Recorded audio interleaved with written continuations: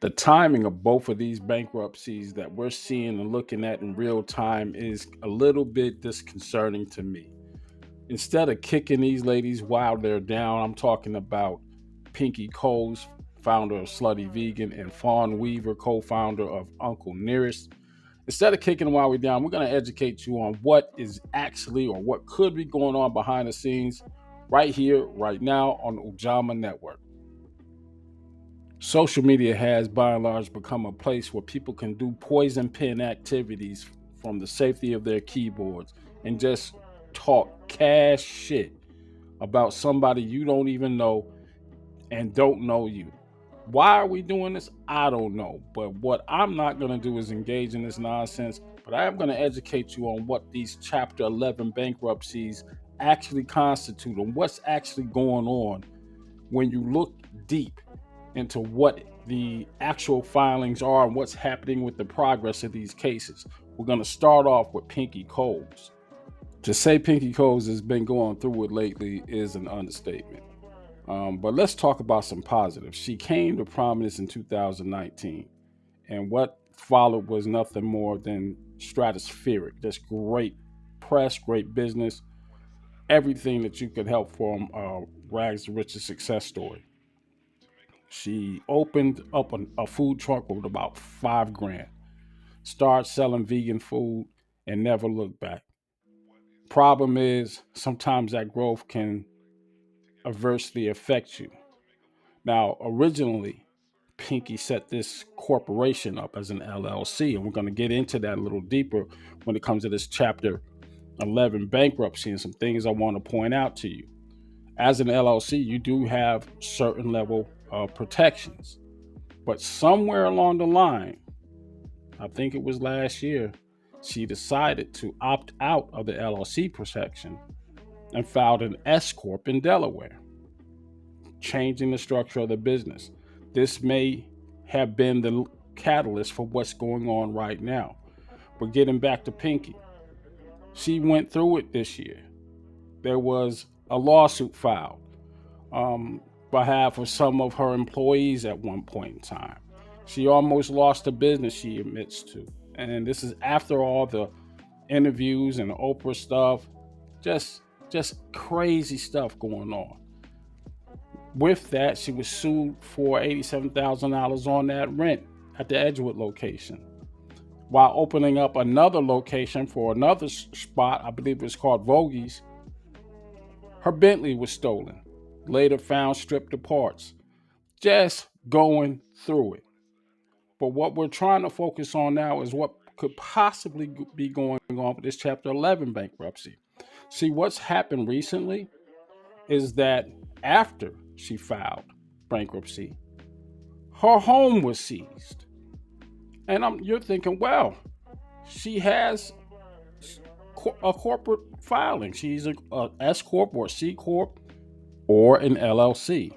Now, these protections extend to the founders or the owner's personal assets, so that any debt that you incur while in business does not automatically mean you're going to have to liquidate all of your stuff.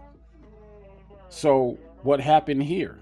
Well, fortunately for Pinky, a judge stepped in and protected her house after it was seized by a creditor. Note was plastered on the door, she couldn't enter it. Judge removed that.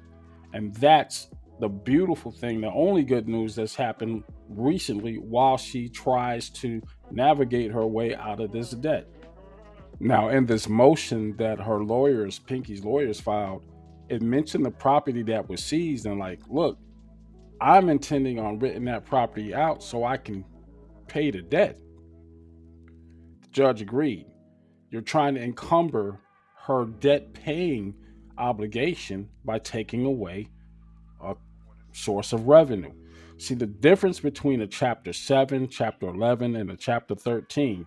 Now, as one who has filed both 7 and 13 personal bankruptcies, are much more easier to navigate. Now, the business bankruptcies, like these Chapter 11s, highly structured. You're not dealing with trustees, you're dealing with appointees of the court.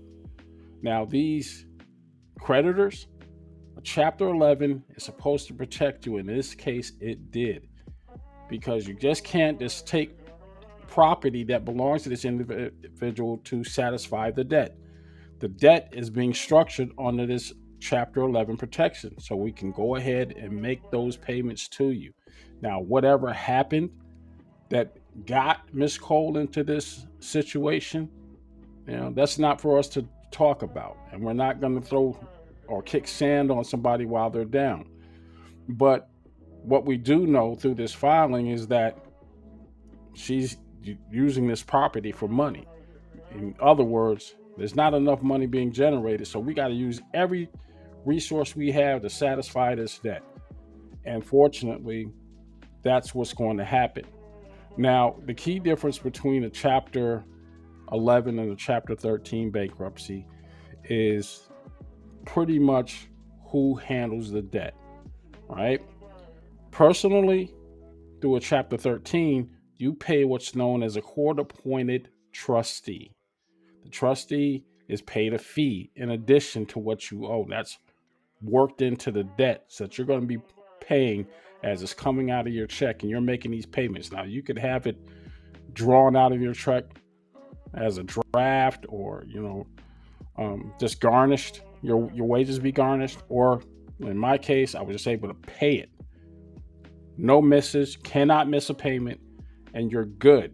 Those payments go to the trustee, and the trustee pays your creditors, depending on what type of schedule it is.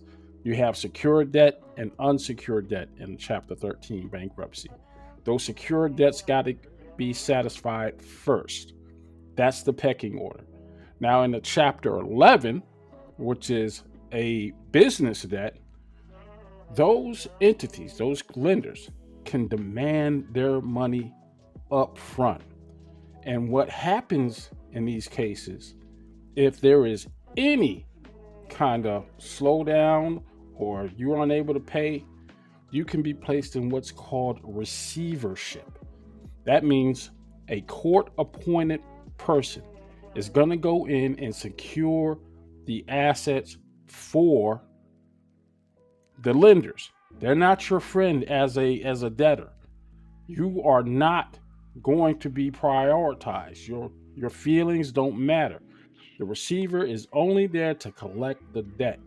That's a third party, but it may seem like, hey, he's working for the people who suing me. Nah, he's working to receive those funds to satisfy those debts. And that's the big difference. In this case, there's no receivership. In order for you to get into a receivership, you have to meet some criteria. Namely, we don't think you're going to pay this money. And we're going to get into that with our next bankruptcy case with Fawn Weaver. Now, Miss Weaver, if you may recall, caught some negative press on this cringeworthy video of her humiliating a former classmate. Well, she didn't realize who he was or whatever, but it was a humiliation that everybody saw and what's being remembered. Now, what's equally embarrassing was the clumsy attempt to try to put a PR spin on that interaction, and it fell flat on its face. Now, that aside, we're talking about what Miss Weaver tried to do to protect her brand this March 2026, and she tried to file a Chapter 11. The problem with that is that her company had been placed into receivership August 2025. Now, just to break down the timeline, you had the company placed in a receivership August 2025. This viral video goes viral December 2025. And now here we are in March, and this file for Chapter 11 protection has been dismissed by the judge. Why? Because when your company was placed in receivership, you no longer are in control. You don't call the shots. The receiver calls the shots. He is running the business. You have no say in this. The receiver is only there to get that money that is owed. Now, whatever happened to drive up this debt of over $100 million, That is some things that we're not going to know. But what we do know is if you're placed in receivership, it's because something has happened that the court didn't like or feels that you are not going to pay this money back. Now, I have my own thoughts on what's going on. That brand is tied to some very old barrels. You cannot replace these things. That's probably a good chunk of the valuation of this company because those 100-year-old barrels that you're using to distill that product in cannot be replaced. They're irreplaceable. You cannot go back in time and get more 100-year-old barrels. I would be quite shocked to find out if that wasn't the whole reason behind this uh, this whole thing is to try to get those barrels. Again, they're worth millions. They're virtually irreplaceable. I don't know, but what we do know is that they're coming for some cash, and those things have a lot of value. I don't wish this on anybody, and we're not going to kick anybody while they're down. I hope that the brand survives. I hope that the business profit is profitable, and I hope they come out of this on brand. It's just a terrible thing to see individuals like Pinky Coles and Fawn Weaver go through this because of mismanagement, possibly, or just flat out fraud. I don't know what's going on. We'll find out, I guess, later on. Let me know what you thought about this content, and I'll talk to you later.